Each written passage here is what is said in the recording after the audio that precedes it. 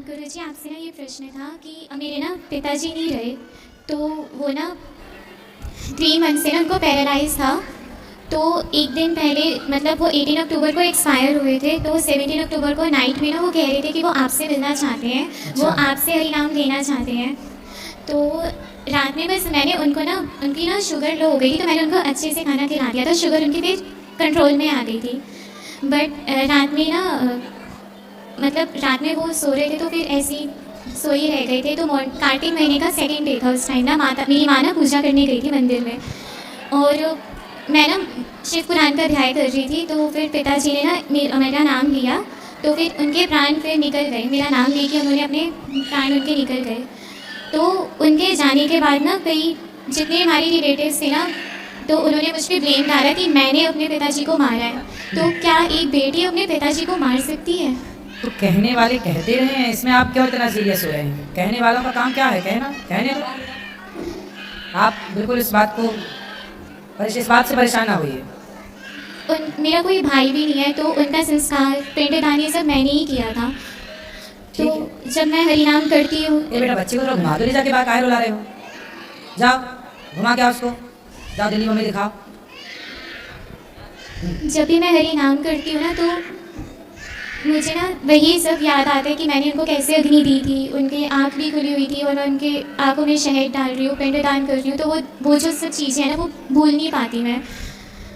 कोई बात नहीं, भुलाना तो पड़ेगा। इन सब चीज़ों को याद रखने से भी क्या फ़ायदा है? कैसे भुलाऊंगी मैं? कथा सुनिए, कथा सुनिए, इसी से भूलेगा। जो मृत्यु है वो अटल सत्य है, हम सबको एक दिन मरना है। पिताजी आपके कितने साल के थे? 56। तो 56 ठीक है। आपके पिताजी की आयु इतनी थी, आप ये सोचो कि जब आप जन्म ली थी, आप छोटी थी, तब आपके पिताजी की मृत्यु होने वाली रही होगी। लेकिन भगवान ने किसी कारणवश आप लोगों के पुण्य के कारण इतने साल आपके साथ वो रह पाए, ये अवसर ईश्वर ने दिया। इसलिए हमें पॉजिटिव सोचना चाहिए कि भगवान ने हमारे साथ बहुत अच्छा किया। मैं तो राधा रानी से यही प्रे करके आई थी कि वो ठीक हो जाए। मैं तो इसीलिए उनको अपने पास लेकर आई थी पिताजी को। मुझे नहीं पता था कि 2 दिन में ही चले जाएंगे वो बहुत पहले चले जाने वाले थे आपके जन्म के बाद, लेकिन इतने वर्षों तक वो रहे, क्योंकि कोई पुण्य था जो इतने वर्षों तक रखा। लेकिन जब उनको टाइम पूरा हुआ, समय सबका आता है। स्वामी विवेकानंद जी एक कम 40 साल की उम्र में चले गए, 39। स्वामी आदि शंकराचार्य जी 29। इतनी कम आयु में सिद्धार्थ के भगवत धाम चले गए। तो भगवान के धाम में कोई कब चला जाए ये हम और आप निश्चित नहीं करते, डिसाइड नहीं करते। ईश्वर के यहाँ से सब फिक्स होता है। जन्म विवाह मरण गति हुई, जहाँ जस लिखा तहाँ तस हुई। इसलिए परेशानी होना, केवल कथाएं सुनो, बचा हुआ जीवन अच्छे काम में लगाओ, सब भगवान की सेवा करो, खूब बढ़िया से। क्या वो मुझे कभी नहीं मिलेंगे? किसी रूप में कभी नहीं आएंगे वो? क्यों मेरे नहीं पास? मिलेंगे? गुरु के रूप में पिता ही होता है। माँ है आपकी, तो माँ के रूप में माँ बाप दोनों है, ये समझो। माँ में पिता को देखो और गुरु में अपने पिता का दर्शन करो। गुरु पिता ही होता है। हरे कृष्णा। हरे कृष्ण। गुरु जी राधे राधे। आपके चरण कमलों में मेरा प्रणाम। गुरु जी मेरा एक प्रश्न है कि मेरे पति 5 महीना पहले ही गुजर गए, लेकिन मैं आपकी कथा बहुत प्रेम से सुनती हूँ। उससे बहुत हमको मन में शांति हुई है, शांति हुई है। आपका कथा मैं बहुत प्रेम से सुनती हूँ। प्रश्न क्या है?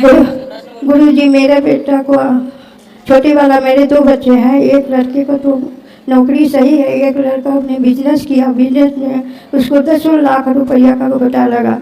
फिर वो सरवा नौकरी करने लगा। नौकरी में भी नौकरी लगती थी और छूटती थी। अब आप नौकरी बिजनेस ना जपो, आप सबसे मन हटाओ। बेटा बेटी अपना समर्थ है, कर लेंगे। आप केवल भगवान का नाम जपो।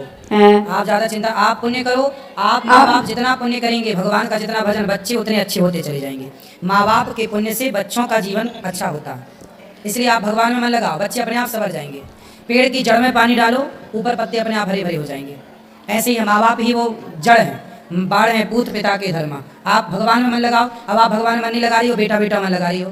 मन भगवान में लगाओगी, बेटा अपने आप तरक्की कर जाएगा। ये मेरा पोता है गुरु जी, ये पोता पढ़ता लिखता नहीं है। आप जरा इसको समझा दीजिए। ठीक है, समझा दी। खड़े हो जा पोता। राधे राधे गुरु जी। क्या नाम है आपका? अभिषेक। पढ़ते नहीं हो? पढ़ता हूँ। लिखते नहीं हो? लिखता हूँ। दादी तो कह रही है पढ़ता लिखता कुछ नहीं है। पढ़ लेते हो? हाँ। अच्छा, लिख लेते हो? हाँ। हैं? बहुत खराब नंबर लाता है। कितने खराब नंबर? बस पासिंग मार्क्स आ जाते हैं। पास पर नंबर लाता है। पास कितने में हो जाते हो? 56 तक आ जाता है। हाँ, 33 में पास होते हैं, 33 में। हाँ 33 पे पास होते हैं। तो आप 56 कह रहे हो? हाँ तो उतने आ जाते हैं। आ जाते हैं। और कितने की इच्छा है? और आगे तो इच्छा होती है ना। तो उसके लिए पढ़ो मन लगा के। जी। कौन सी कक्षा में हो? 10वीं में। तो अभी पास हो गए, इस बार रिजल्ट आ गया? नहीं, अभी 9वीं में था, 10वीं में अच्छा, आप गए तो अच्छा पढ़ना बेटा, पढ़ाई लिखाई अच्छे से करो। मोबाइल तो नहीं चलाते? चलाते हैं। अब मोबाइल कम चलाना, पढ़ाई करो। पढ़ाई करोगे तो अच्छा कर पाओगे। आशीर्वाद दे दीजिए गुरुजी, आशीर्वाद। आशीर्वाद तो है, पढ़ाई करनी ही पड़ती है ना बेटा। चलो अच्छा।